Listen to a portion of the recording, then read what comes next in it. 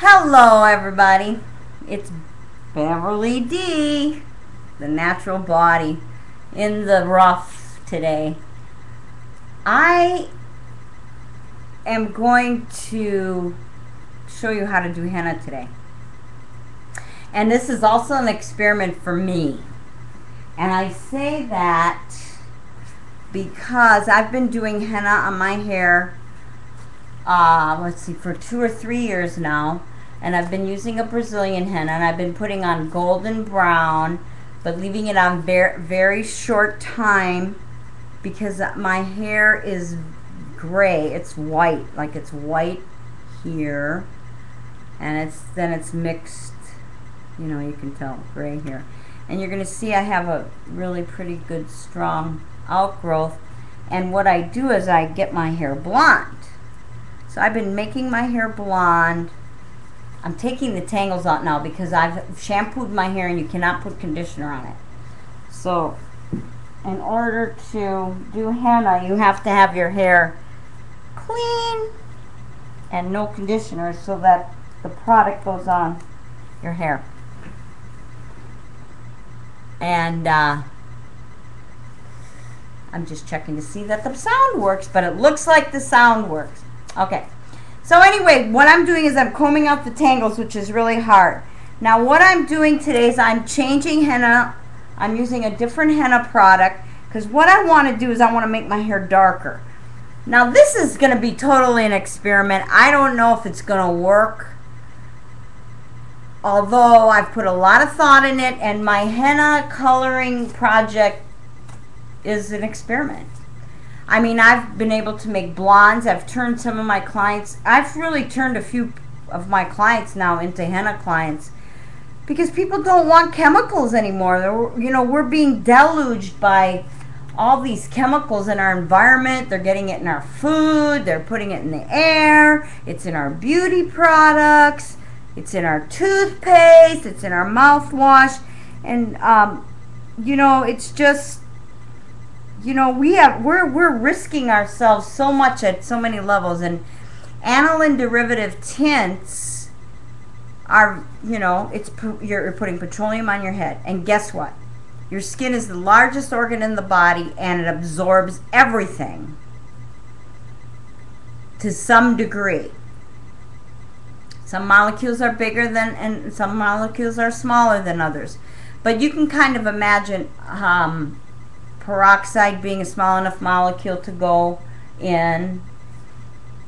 And not that hydrogen peroxide is so bad, believe me, because I've used it to treat candida. I've used it to treat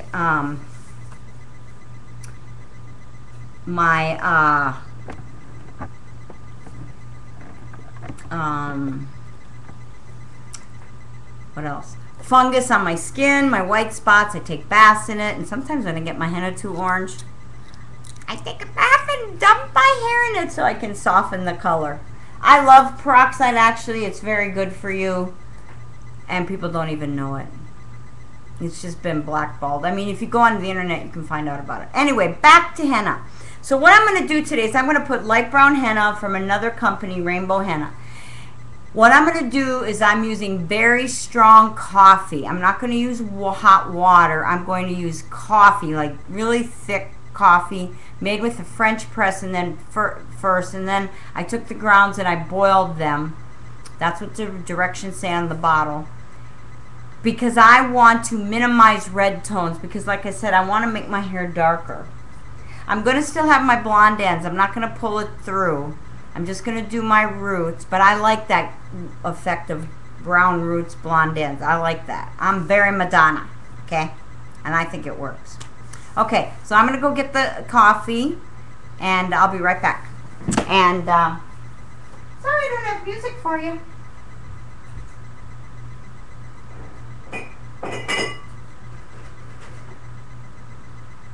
So anyway, I'm pouring the hot coffee into a coffee cup, and I'm letting the grounds get into it. And like I said, I've used coffee before. I've used coffee before, but never with grounds in it. But I'm like looking to see how I can make this more, tone down the brown more. Okay, so the directions say a cup of water to an application. It's just that I'm not going to use all this. I think it's too much. I'm very frugal with products. You know, everybody is using whole tubes. Oh, what happened? What happened? I lost my camera. I don't know, what did you think? Okay, so anyway, I'm very frugal with products. I use them very minimally. I don't know what happened to my camera, but here I am. So, so what I'm doing, oh, I'm gonna push this down.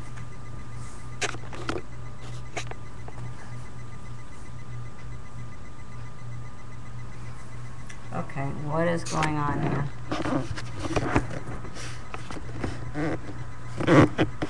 Sorry. Technical difficulties. Okay, so now what I'm doing is I'm pouring the henna into the bowl. I need the coffee into the bowl to mix the henna. And, darn it, I've got it. And then you mix it to become a paste. And you're going to watch me today apply it so you get to see how to do something on yourself.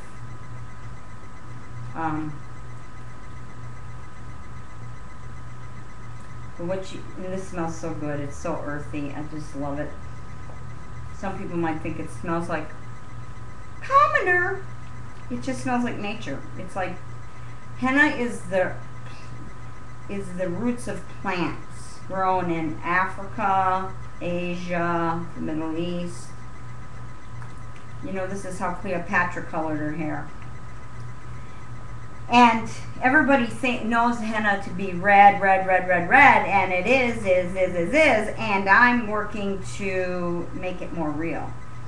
And I've accomplished that with my blonde hair, and I really need to work on now brunettes. So I'm putting light brown on my hair, and even if I get dark blonde that's darker than my, you know, what I've got right now, I'll be happy. You know, as a scientist, somebody doing research, you have to be totally open to whatever happens. And I mean, this is how I started doing henna, is I just started on me first because I didn't want the chemicals on my head anymore. And it's made a total difference with the hair. I mean, everybody noticed it right away, the health of my hair and everything like that. And I'm a very disciplined hair colorist that doesn't pull color through. You know, I manage the health of people's hair very meticulously, although sometimes I don't do it for me because I like bleaching and love pulling it through. And it was good sometimes, but I think I'm starting to notice, though, in some of the areas with henna is that I'm going to have to be a little more respectful. I do highlight over my henna, and I'm noticing that I'm getting some breakage, and you know, like short hairs around my hairline, and I do perm somebody with henna, and I'm noticing that she's having some challenges. So, you know, I may have to make some adjustments, but like I said, life is a laboratory, and I'm just working on it to make it work.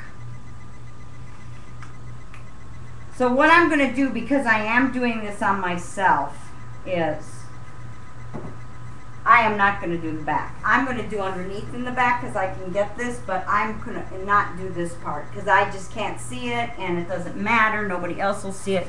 My hair is kind of one length, and it's not that important to me today. All right? Anyway, so what I'm going to do is I'm going to first start in the back because because my hair is darkest in the back, and I don't care how long this is on me. So I'm going to do my hairline in the back. Can you see? And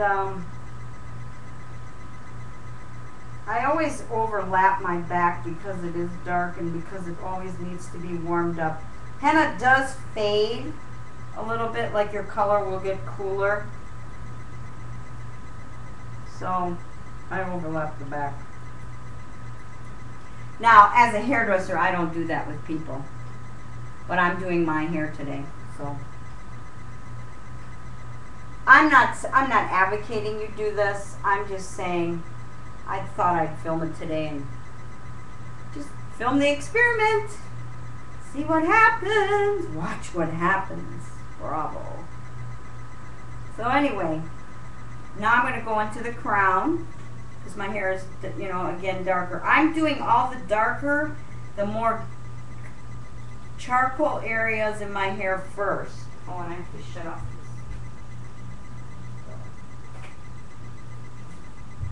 Oh, that's why the camera goes away, because it follows me.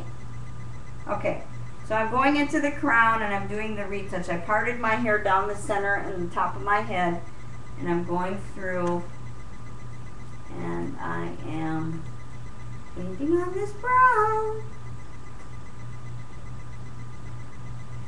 And now I'm taking sections,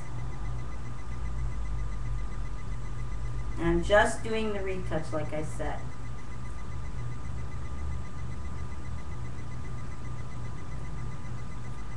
Now, this product wants me to go under heat for 30 minutes.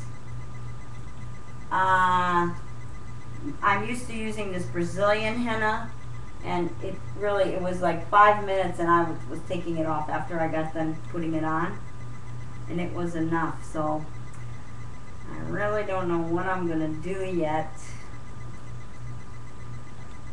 because I do want depth. That's what I'm thinking. Depth, depth, depth. So I'm thinking I'm going to go outside and I'm going to sit in the heat and let this process. I'm going to take the chance. And if I turn out to be a redhead, well, maybe I'll have to go for it, or I'll be taking a peroxide bath tonight.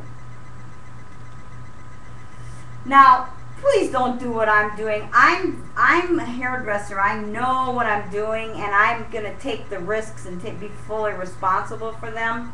But, you know, like, somebody's got to do this stuff. And so if you're in my family or if you're my friend and you don't pay, you're a guinea pig.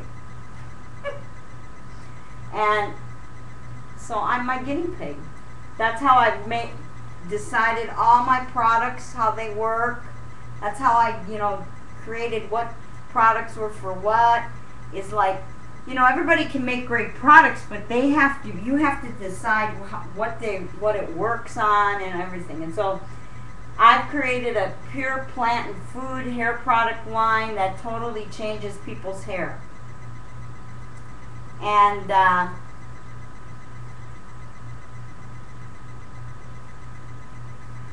you're probably looking at my hair going, God, her hair looks really bad right now. Well, it kind of does, because there's no conditioner on it. And again, my hair looks really good when it's done, and all I have to do is just dry it with the dryer, and it just kind of falls in. It's shiny because of the product. But I need conditioners to have that, because conditioners do fill the spaces. And so I'm going to go back to this side now, because I don't want to do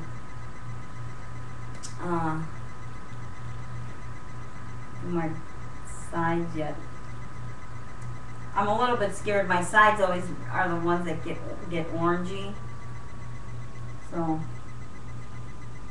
I always kind of do them last. Although I don't know what the difference is if you're leaving it on 30 minutes in the heat. But we'll see!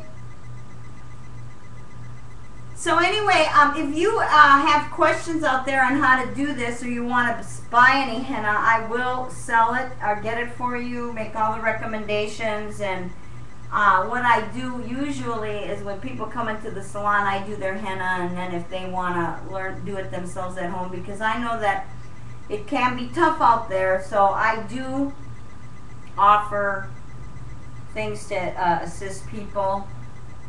You know, at hair parties, women can learn how to do this, and then they can do it for each other.